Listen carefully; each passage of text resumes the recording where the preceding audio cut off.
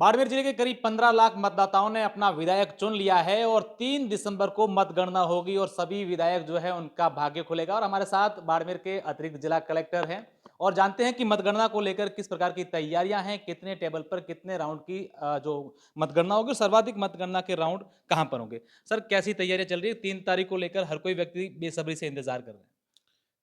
मतगणना स्थल जैसा कि आप सभी को पता है बाड़मेर में गवर्नमेंट पीजी कॉलेज में है और प्रातः सुबह 8 बजे से मतगणना प्रारंभ हो जाएगी। जैसा कि कमीशन के डायरेक्शन है, सुबह 8 बजे सबसे पहले पोस्टल बैलेट की गणना प्रारंभ होगी और उसके आधे घंटे बाद यानी कि 8:30 बजे से ईवीएम की मतगणना प्रारंभ हो जाएगी।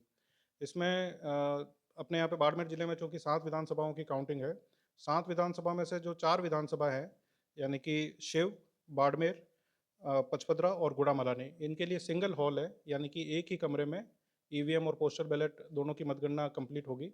3 विधानसभा ऐसी है, बायतू, सिवाना और चौटन, जहाँ पे 2 कमरे हैं।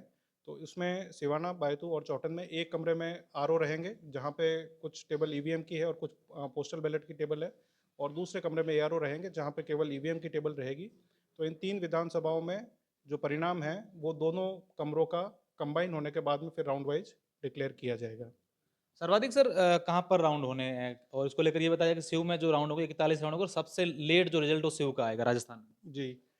शिव चूँकि आपको पता है कि बहुत ही फैला हुआ एरिया है, कई छोटे-छोटे वहाँ पे बूथ हैं और बूथों की संख्या भी बहुत ज़्यादा है, 406 बूथ हैं शिव में। तो 10 जो टेबल है वो ईवीएम के लिए लगाई गई है। तो इस कारण शिव में 41 राउंड है।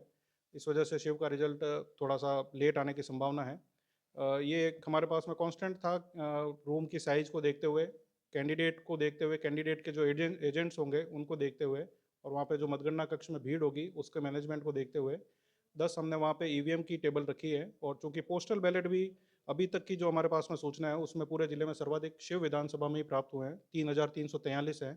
तो कमीशन के डायरेक्शन है कि एक टेबल पे 500 से ज़्यादा पोस्टल बैलेट की काउंटिंग नहीं की जाए। तो इस वजह से 6 टेबल हमें वहाँ पे शिव में पोस्टल बैलेट के लिए भी देनी पड़ रही है। तो इस कारण से शिव में 10 टेबल ईवीएम के लिए और 6 टेबल पोस्टल बैलेट के लिए है। तो शिव का जो रिज़ल्ट है, वो बाड़मेर जिले में सबसे देरी से आने की संभावना है, जहाँ 41 सर, राउंड है। फेयर काउंटिंग के लिए एसीआई के जो निर्देश मिले हैं उनको किस तरह से इम्प्लीमेंट किया गया है? क्या अधिकारी है उनको निर्देश दिए गए हैं? देखिए, काउंटिंग के लिए भी जिस प्रकार से पोलिंग के लिए रैंडमाइजेशन होता है, ईवीएम का रैंडमाइजेशन होता है, इसीलिए इसी तरह से काउंटिंग स्टाफ का भी रैंडमाइजेशन होता है। काउंटिंग स्टाफ का फर्स्ट रैंडमाइजेशन होने के बाद में उनको प्रशिक्षण दिया जा चुका है। सेकंड रैंडमाइजेशन ईसीआई के जो डायरेक्शन है, वो जो मतगणना शुरू होने से 24 घंटे पहले, यानी कि कल 2 तारीख को सुबह होंगे, जिसमें इनको विधानसभा अलॉट की जाएगी। और इनका जो थर्ड रैंडमाइजेशन है, वो काउंटिंग के डे यानी कि 3 तारीख को सुबह 5 बजे वहीं पे मतगणना स्थल पीजी कॉलेज में ही किया जाएगा और उसके बाद में ही ये पता पड़ेगा कि किस टेबल पे कौन-सा काउंटिंग स्टाफ जाएगा। तो इस प्रकार से एक तरह से ये भी पूरी पारदर्शिता पूर्ण व्यवस्था है। इसमें काउंटिंग स्टाफ रहेगा, काउंटिंग सुपरवाइज़र रहेगा, काउंटिंग असिस्टेंट रहेगा और इसके अलावा माइक्रो ऑब्जर्वर भी रहेंगे, जो कि पूरी तरह से प्रक्रिया की निगरानी करेंगे। और माइक्रो ऑब्जर्वर है, वो अपनी रिपोर्ट ऑब्जर्वर महोदय को देंगे। अपने ज़िले में जब चुनाव का समय था, उस समय टोटल 5 जनरल ऑब्जर्वर महोदय आए थे ईसीआई की तरफ से और 7 विधानसभा का वो पूरी तरह से निरीक्षण कर रहे थे। काउंटिंग के लिए अब ईसीआई की तरफ से हर विधानसभा के लिए एक पर्यवेक्षक महोदय को निर्धारित किया गया है। तो हर काउंटिंग रूम में एक पर्यवेक्षक महोदय रहेंगे और काउंटिंग का राउंड पूरा होने के बाद में आरओ की टेबल पे उस राउंड की गणना होने के बाद में ऑब्जर्वर महोदय खुद उसका निरीक्षण करेंगे, उस पे साइन करेंगे। उसके बाद में ही वो एनकोर पे उसकी फीडिंग होगी और राउंड वाइज़ रिज़ल्ट पब्लिश किया जाएगा।